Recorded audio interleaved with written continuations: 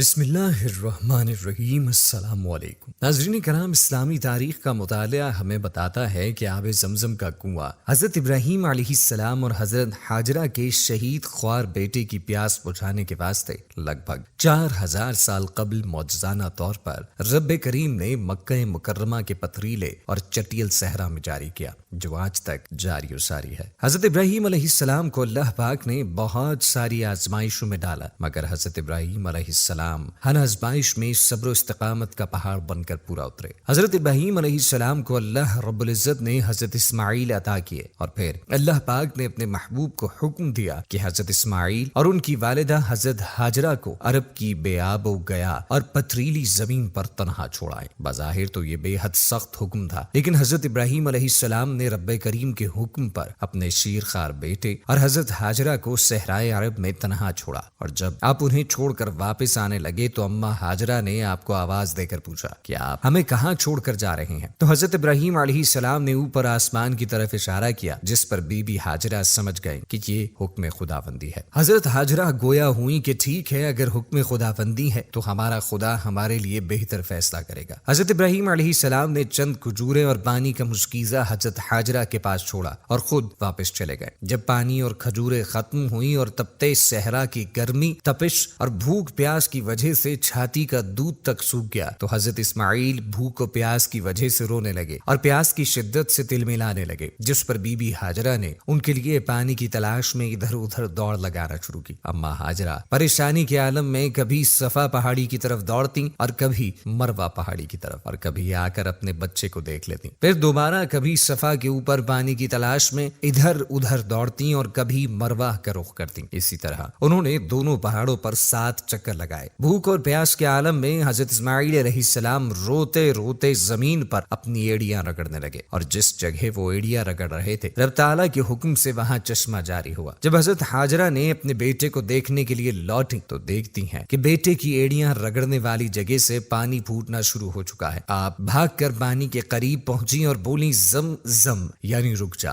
رک جا۔ پھر جلدی سے پانی کے گرد ڈھیری بنا لی تاکہ پانی رک جائے اور باہر نہ نکلے۔ اسی طرح رب کریم نے حضرت اسماعیل علیہ السلام کے واسطے پانی کا انتظام کیا، اور اس واقعے کے بعد عرب کی بے آب و بیاں سرزمین دوبارہ آباد ہونا شروع ہوئی۔ زمزم کا کنواں خانہ کعبہ کے جنوب مشرق میں تقریباً 20 میٹر کے فاصلے پر واقع آج کل تہ خانے میں ہے۔ یہ کنواں وقت کے ساتھ ساتھ سوکھ چکا تھا، مگر نبی کریم صلی اللہ علیہ وآلہ وسلم کے دادا جناب عبد المطلب کو رب کریم نے خواب میں اشارہ دیا، جس کے بعد انہوں نے زمزم کے کنویں کی دوبارہ کھدائی کروائی۔ اس کی کھدائی کے دوران اس میں سے سونے کی 2 ہرنیں اور تلواریں جو کہ سونے کی تھیں برآمد ہوئی، جسے جناب عبد المطلب نے خانہ کعبہ کے لیے وقف کر دیا، اور اس کے بعد عرب کے کچھ لوگوں نے اسے چوری بھی کر لیا۔ آب زمزم کا سب سے بڑا دہانہ حجر اسود کے پاس موجود ہے، جبکہ اس کے علاوہ بھی حدود حرم میں مختلف مقامات سے شاخوں کی صورت میں نکلتا ہے۔ 1953 تک زمزم کے کنویں سے ڈول کے ذریعے پانی نکالا جاتا تھا۔ اس کے بعد مسجد حرم کے اندر اور باہر مختلف مقامات پر اس کی سبیلیں لگا دی گئیں۔ زمزم کا پانی مسجد نبوی میں بھی نمازیوں کی ضرورت کے مطابق عام ملتا ہے، اور اس کے علاوہ تمام حجاج اور عمرہ کے زائرین اسے دنیا بھر میں اپنے ہمراہ لے کر جاتے ہیں۔ زمزم کی کنویں کی دوبارہ کھدائی حضرت عبد المطلب نے کروائی، اور اس کے بعد سے اب تک اس کی لمبائی، چوڑائی اور گہرائی وغیرہ میں کوئی تبدیلی نہیں لائی گئی۔ آب زمزم کے کنویں کی لمبائی 18 فٹ، چوڑائی 14 فٹ، جبکہ گہرائی تقریباً 5 فٹ ہے۔ شہر مکہ چاروں طرف سے گرینائٹ چٹانوں کی پہاڑیوں میں گرا ہوا ہے، اور حرم شریف اس وادی مکہ میں سب سے نچلی سطح پر ہے۔ شہر مکہ مکمل طور پر ریت اور گارے کی تہ پر واقع ہے، اور زمزم کا کنواں بھی اسی ریت اور گارے کی تہ پر واقع ہے، جبکہ اس جگہ پر پانی سطح زمین سے 40 فٹ گہرائی پر ہے۔ آب زمزم پر کی جانے والی ایک تحقیقاتی رپورٹ کے مطابق آب زمزم میں اہم معدنیات مثلا سوڈیم، کیلشیم، میگنیشیم اور اس کے علاوہ اور بہت سی معدنیات مخصوص مقدار میں پائی جاتی ہیں۔ بلا شبہ آب زمزم سب پانیوں کا سردار اور سب سے زیادہ شرف و مقدر والا چشمہ ہے۔ آب زمزم کی یہ خاصیت ہے کہ یہ پیاس اور بھوک دونوں کو مٹاتا ہے۔ نبی کریم صلی اللہ علیہ وآلہ وسلم کے صحابی حضرت ابو ذر رضی اللہ تعالی عنہ 30 دن تک کعبے میں مقیم رہے۔ ان کی خوراک صرف زمزم تھی۔ نبی کریم صلی اللہ علیہ وآلہ وسلم نے ان سے ان کی خوراک کے بارے میں دریافت کیا۔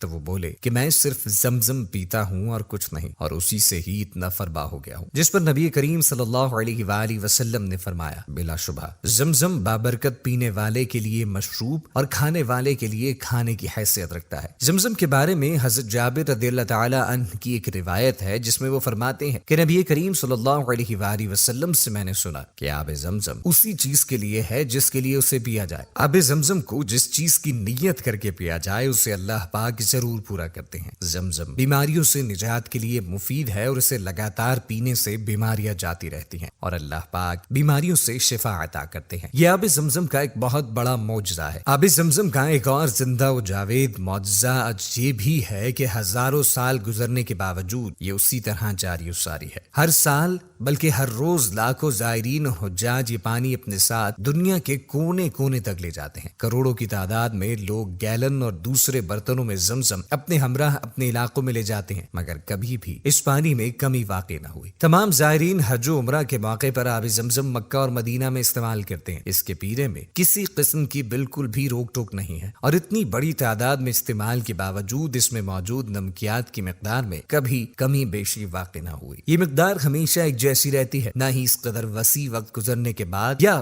وسیع پیمانے پر استعمال کی وجہ سے اس کے ذائقے میں کبھی کوئی تبدیلی آئی۔ آب زمزم کو ہر جگہ اس کی اپنی اصل حالت میں فراہم کیا جاتا ہے۔ اس میں کبھی کلورین کی ذرہ برابر بھی مقدار نہیں ملائی جاتی۔ اس کے باوجود یہ دنیا میں موجود ہر پانی سے بہترین پانی ہے اور ہزاروں سال گزرنے کے باوجود چاہے زمزم میں کسی قسم کی جڑی بوٹی یا پودے نہیں اگے اور یہ کنواں ہر طرح کی حیاتیاتی اور نباتاتی افزائش سے پاک ہے۔